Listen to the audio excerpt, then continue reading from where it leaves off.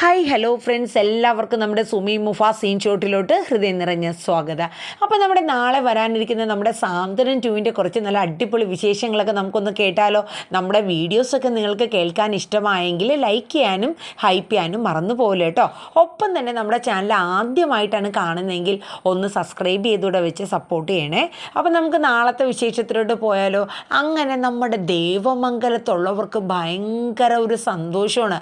കാരണം വേറൊന്നും അല്ല, നമ്മുടെ മിത്ര ആര്യനെ വിട്ടിട്ടോ അല്ലെങ്കിൽ നമ്മുടെ ദേവമംഗലം വിട്ടിട്ടോ പോകുന്നില്ല എന്ന തീരുമാനം തൻ്റെ അച്ഛനായ അനന്തൻ്റെ അടുത്തും നന്ദിതയുടെ അടുത്തും പറഞ്ഞപ്പോൾ അവർക്കൊക്കെ ഭയങ്കര ഒരു ഇതാണ്. കാരണം എന്ന് വെച്ചാൽ അവർ ദേവമംഗലക്കാർ മിത്രയ്ക്ക് കൊടുത്ത ആ സ്നേഹവും നന്ദിയും കടപ്പാടും അവൾ തിരിച്ച് കാണിച്ചു നമ്മളെ കുടുംബത്തോട്. അതുകൊണ്ട് അവർക്ക് ഭയങ്കര ഒരു സന്തോഷം തന്നെയായിരുന്നു കേട്ടോ. കാരണം എന്ന് വെച്ചാൽ ഒരിക്കലും മിത്ര അങ്ങനെ പോവില്ല എന്നുള്ളത് തന്നെയായിരുന്നു ഗോമതിക്കും ബാലനും. പക്ഷേ എങ്കിലും ഇനി ഒരു പക്ഷേ അച്ഛനും അമ്മയും നേരിട്ട് വന്ന് വിളിക്കുമ്പോൾ അവളുടെ മനസ്സ് മാറി എങ്ങാനും അവൾ പോയാലോ എന്നൊരു ചിന്താഗതി നമ്മുടെ ഗോമതിക്കും അതുപോലെ മീനാക്ഷിക്കും നമ്മുടെ ബാലനും ഒക്കെ ഉണ്ടായിരുന്നു. പക്ഷെ അതെല്ലാം കടത്തി വെട്ടിക്കൊണ്ട് നമ്മുടെ മിത്ര നല്ല അടിപൊളി പെർഫോമൻസാണ് നടത്തിയത്. ആര്യം പോലും ഒരു നിമിഷം നടുങ്ങിപ്പോവാണ്. കാരണം വേറൊന്നുമല്ല, താൻ കഴിഞ്ഞ ദിവസം തലേ ദിവസം അവളോട് പറഞ്ഞു. കാരണം അലോകിനെ കാണാൻ പോയത് ആര്യനൊട്ടും തന്നെ ഇഷ്ടമായിട്ടില്ല. ആ ഒരു കാരണം പറഞ്ഞ് മിത്രയുമായിട്ട് ഒരു ചെറിയ നീരസത്തിലായിരുന്നു. അപ്പോൾ ആ പേരിൽ ഒരു പക്ഷേ അവൾ പോകുമോ എന്ന് ആര്യൻ ഒരുപാട് ഭയന്നായിരുന്നു. പക്ഷേ മിത്ര പോയില്ല. അങ്ങനെ മിത്ര തിരിച്ചെത്തിയ മിത്രയെ ചേർത്ത് പിടിക്കുകയാണ് നമ്മുടെ ഗോമതി. എന്നാലും മോളെ, നീ നമ്മുടെ കുടുംബത്തിന് ആ ഒരു ചെയ്തല്ലോ മോളെ, ഒരുപാട് നല്ലൊരു കാര്യമാണ് മോള് ചിന്തിച്ച് ചെയ്തത്. അതുപോലെ മീനാക്ഷിയും പറഞ്ഞു, എന്നാലും മിത്രമോളെ നീ ചെയ്തത് നല്ലൊരു കാര്യം തന്നെയാണ്. ഞങ്ങൾ ഭയന്ന് പോയായിരുന്ന കാര്യം വേറൊന്നുമല്ല, ഒരു പക്ഷേ നീ ചിലപ്പോൾ നിൻ്റെ അച്ഛനും അമ്മയും വിളിക്കുന്ന സാഹചര്യത്തിൽ നീ പോയാലോ എന്ന് കരുതി. അപ്പോൾ മിത്ര പറഞ്ഞു, എനിക്കങ്ങനെ പോകാൻ പറ്റുമോ അപ്പച്ചി? എനിക്ക് ഇന്നൊരു ജീവിതം തന്നത് അപ്പച്ചിയാണ്. അപ്പച്ചി പറഞ്ഞിട്ടാണ് എന്നെ കല്യാണം കഴിച്ചതും ഇന്ന് എനിക്കൊരു ജീവിതം തന്നതും. അത് മാത്രമല്ല, എൻ്റെ സ്വപ്നങ്ങളും എൻ്റെ ആഗ്രഹങ്ങളും ഇത്രയും കരുതലും സ്നേഹമൊന്നും എൻ്റെ സ്വന്തം വീട്ടിൽ എനിക്ക് കിട്ടിയിട്ടില്ല ഇതുവരെയും. ആ കരുതലും സ്നേഹവും ഒക്കെ എനിക്ക് കിട്ടിയത് ഈ കുടുംബത്തിൽ നിന്നാണ്. അപ്പച്ചിയാണെങ്കിലും ശരി, ബാലനങ്കിളാണെങ്കിലും എന്നെ ആ രീതിയിലാണ് എന്നെ ഇവിടെ നോക്കുന്നത്. മീനാക്ഷി ഏട്ടത്തിയാണെങ്കിലും ദേവി ഏട്ടത്തിയാണെങ്കിലും ഒരു ഏട്ടത്തിമാരുടെ എല്ലാ സ്നേഹവും കരുതലും തരുന്നുണ്ട് എനിക്ക്.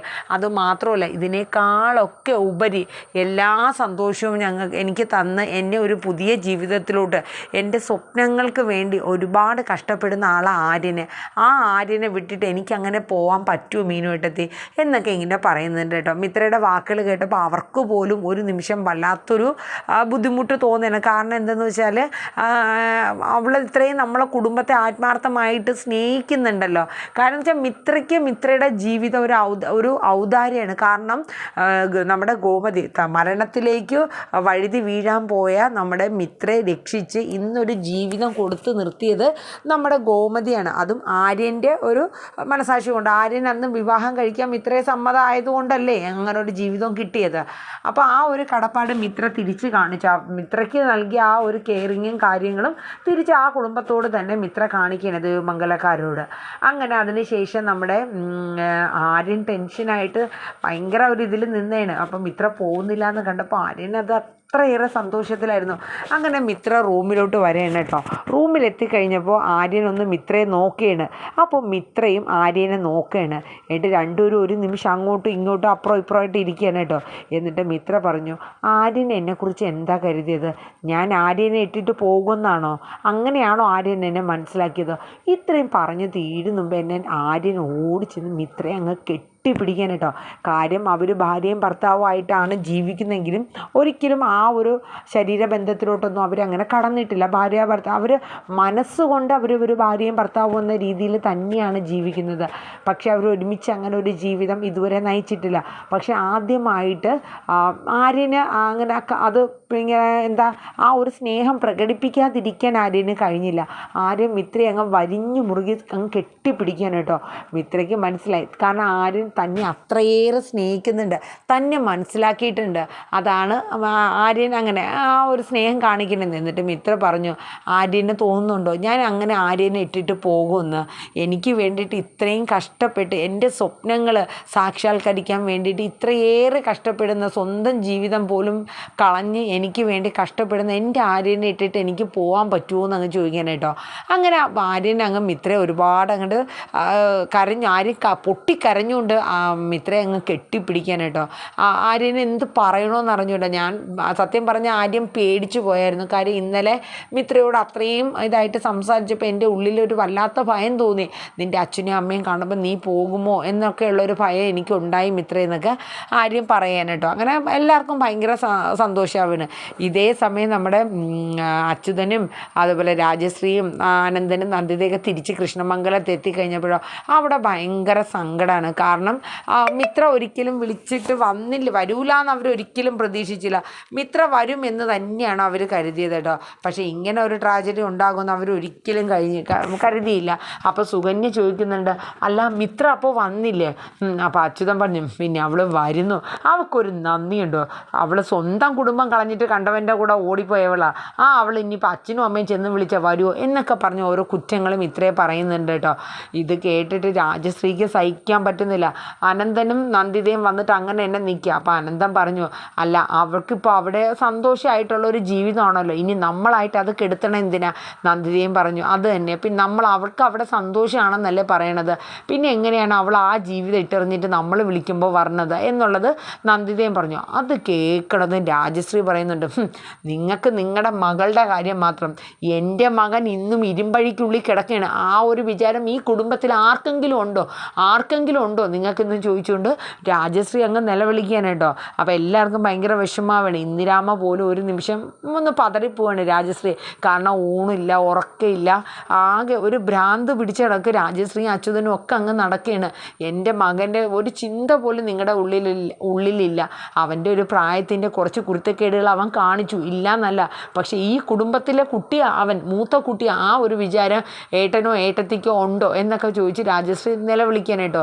ഒരു കാര്യം ഞാൻ പറഞ്ഞേക്കാം, എൻ്റെ മകൻ ഈ പുറത്ത് ഈ അടുത്ത ദിവസം എങ്ങാനും ഇറങ്ങിയില്ലെന്നുണ്ടെങ്കിൽ എൻ്റെ ശവം ഈ കുടുംബത്തിൽ ഈ വീട്ടിൻ്റെ മുറ്റത്ത് കാണും എന്നുള്ളത് പറഞ്ഞ് രാജശ്രീ റൂമിലോട്ട് കരഞ്ഞുകൊണ്ട് ഓടിപ്പോവാനായിട്ടോ. ഇത് കേട്ടപ്പം സത്യം പറഞ്ഞാൽ ഇന്ദിരാമ്മയ്ക്ക് പോലും ഒരിതായിപ്പോയി. കാരണം തൻ്റെ കുടുംബത്ത് കൃഷ്ണമംഗലത്ത് ആദ്യമായിട്ട് ഇന്ദിരാമ്മ എടുക്കണ ഒരു ചെറുമകനാണ് നമ്മുടെ അലോക്.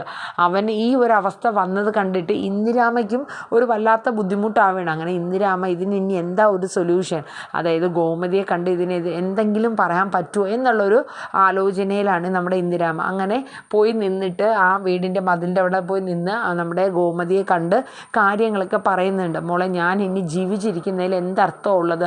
എനിക്ക് എൻ്റെ ജീവൻ ഞാനങ്ങ് മരിക്കാൻ തീരുമാനിക്കുകയാണ്. കാരണം രാജശ്രീയുടെ അച്യുതൻ്റെയൊക്കെ അവസ്ഥ കണ്ടിട്ട് എനിക്ക് സഹിക്കാൻ പറ്റുന്നില്ല. എത്രയായാലും അവളൊരു അമ്മയല്ലേ, അവൻ ചെയ്ത തെറ്റുകളും കാര്യങ്ങളൊക്കെ അവർ ഉൾക്കൊള്ളുന്നു. പക്ഷേ ഇനി എന്ത് ചെയ്യാനാണ്? എത്ര ദിവസമായിട്ട് ജയിലിൽ കഴിയണം, ഈ വീട്ടിലെ അവസ്ഥയും കാര്യങ്ങളും മോക്ക് മനസ്സിലാവില്ലേ എന്നൊക്കെ ഇങ്ങനെ പറയുന്നുണ്ട് കേട്ടോ. അപ്പോഴേക്കും നമ്മുടെ ഗോമതി പറഞ്ഞു, അതെ അമ്മ, ഞാനിപ്പോൾ ഇതിലെന്താ ചെയ്യേണ്ടത്, എനിക്ക് എന്ത് ചെയ്യണമെന്നുള്ളത് എനിക്കറിയില്ല. കാര്യം എന്താണെന്ന് വെച്ചാൽ ഈ ഒരവസ്ഥയിൽ ഞങ്ങൾ എന്ത് ചെയ്യണം? അമ്മ, എൻ്റെ മകളോട് അവൻ ചെയ്ത ക്രൂരതകൾ അമ്മ മറന്നുപോയോ? എന്നോട് ചെയ്ത ക്രൂരത ഇതെല്ലാം പോട്ടെ, നമ്മുടെ ദേവിയുടെ കുഞ്ഞിനെ നശിപ്പിച്ചു, അതൊക്കെ അലോകല്ലേ അമ്മ. ഇതിന് പുറമെ മീനുവിനെ പിന്നെ ജയിലിലാക്കിയത്, ഇതെല്ലാം കൊള്ളരുതായ്മത്തരകളും അവൻ ചെയ്തു. എന്നിട്ട് നമ്മുടെ അനുമോളുടെ ജീവിതം നശിപ്പിച്ചു, നമ്മുടെ കുടുംബത്തിന് തന്നെ ഒരു പേരുദോഷം വരുത്തി, ആ ജീവനെയും കുടുംബത്തെയും നാണം കെടുത്തി. ഇതൊക്കെ അലോകല്ലേ അമ്മ ചെയ്യണത്?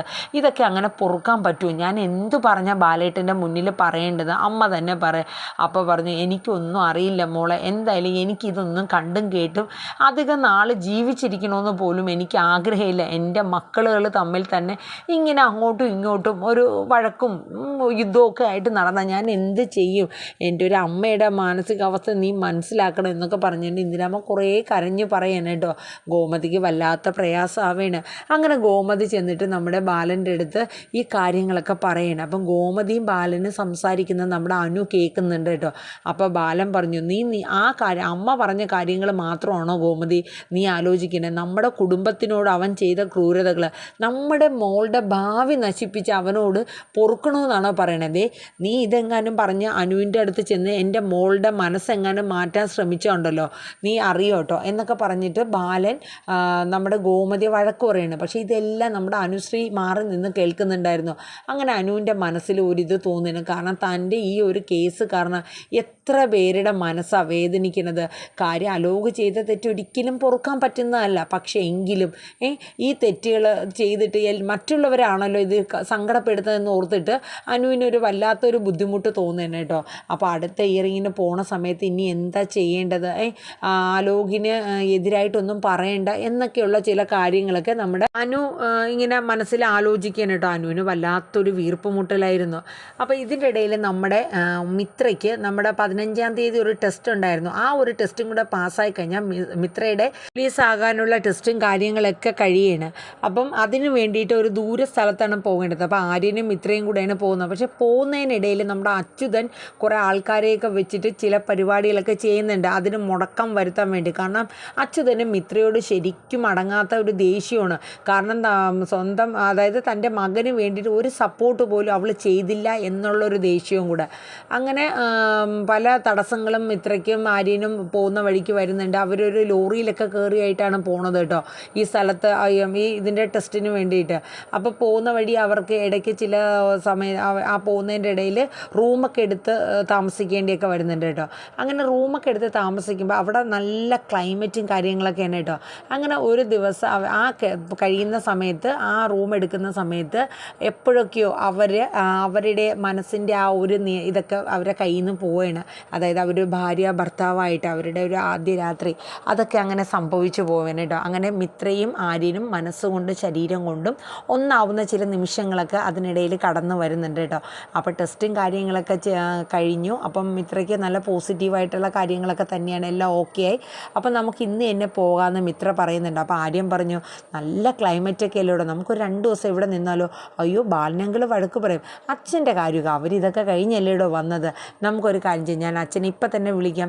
അങ്ങനെ അച്ഛനെ വിളിച്ച് ബാലനെ വിളിച്ചിട്ട് ആര്യം ചോദിക്കുന്നുണ്ട്, അച്ഛൻ ഞങ്ങൾ 2 ദിവസം ഇവിടെ നിന്നിട്ട് വന്നാൽ മതിയെന്ന്. ബാലന് കാര്യങ്ങളൊക്കെ മനസ്സിലായി, അവരുടേതായിട്ടുള്ള ഒരു റൊമാൻറ്റിക് ലോകത്തേക്ക്. അതിനെന്താടാ മോനെ, 2 3 എത്ര ദിവസമാണെങ്കിലും നിന്നിട്ട് നിങ്ങൾ പോരുക എന്നൊക്കെ പറഞ്ഞ് ആ ബാലൻ ഫോൺ വയ്ക്കുന്നത്. അപ്പോഴേക്കും ഇത്രയ്ക്കും ആര്യന് ഭയങ്കര സന്തോഷമാവുകയാണ്. അങ്ങനെ 1-2 ദിവസമൊക്കെ അവർ നല്ല അടിപൊളിയായിട്ട് നല്ലൊരു ഹണിമൂൺ ട്രിപ്പ് എന്ന് തന്നെ പറയാം. ആ രീതിയിൽ നല്ലപോലെ എൻജോയ് ചെയ്ത് അവർ തിരിച്ചു വരുന്ന സീനും കാര്യങ്ങളൊക്കെയാണ്. അപ്പോൾ വീട്ടിലെത്തുന്ന നമ്മുടെ ഗോമതിയും അതുപോലെ തന്നെ നമ്മുടെ മീനാക്ഷിയൊക്കെ നമ്മുടെ മിത്രേനെന്ന് ആക്കുന്നൊക്കെ ഉണ്ട് കേട്ടോ. കാര്യം വേറൊന്നുമല്ല, പോയപ്പോൾ ഉണ്ടായിരുന്ന ആ ഒരു അകൽച്ചയൊന്നും ആര്യനും മിത്രയും തമ്മിൽ ഇപ്പോൾ ഇല്ല. കാരണം നല്ലൊരു അടുപ്പവും ആ ഒരു ആത്മബന്ധമൊക്കെ അവർക്ക് വന്നിട്ടുണ്ട്. അപ്പോൾ അവർക്ക് ഒരു ഭാര്യ ഭർത്താവായിട്ടുള്ളൊരു ജീവിതം തുടങ്ങി എന്നുള്ളത് അവർക്ക് മനസ്സിലാവേണം കേട്ടോ.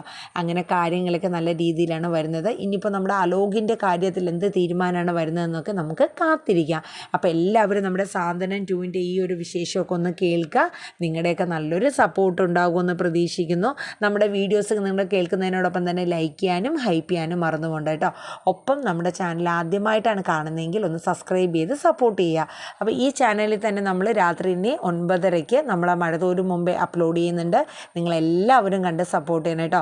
അപ്പം നമ്മുടെ സുമി മുഫാസ് മനസ്സിൽ നാളെ മുതൽ നമ്മൾ കാറ്റത്തെ കിളിക്കൂടിനൊപ്പം അല്ലെങ്കിൽ ഇവർ വിവാഹിതരാകുന്നതിനോടൊപ്പം നമ്മുടെ പവിത്രം സീസൺ 2 കൂടെ നാളെ മുതൽ പറയുന്നുണ്ട് കേട്ടോ. അപ്പോൾ ഞാൻ ഇന്ന് അതിൻ്റെ ഒരു ഇൻട്രോ പ്രൊമോ ഇട്ടിട്ടുണ്ട്, മൺസിൽ ചാനലിലാണ് നമ്മൾ ഇടുന്നത്. അപ്പം നിങ്ങളുടെ എല്ലാവരുടെയും നല്ലൊരു സപ്പോർട്ട് മുന്നോട്ടുണ്ടാകണമെന്ന് അപേക്ഷിച്ചും ആത്മാർത്ഥമായിട്ട് അത് ആഗ്രഹിച്ചും കൊണ്ട് തന്നെ ഞാൻ ഇന്നത്തെ പ്രൊമോയുടെ വൈൻഡപ്പ് ചെയ്യാണ്. അപ്പോൾ tata bye bye, take care, thank you.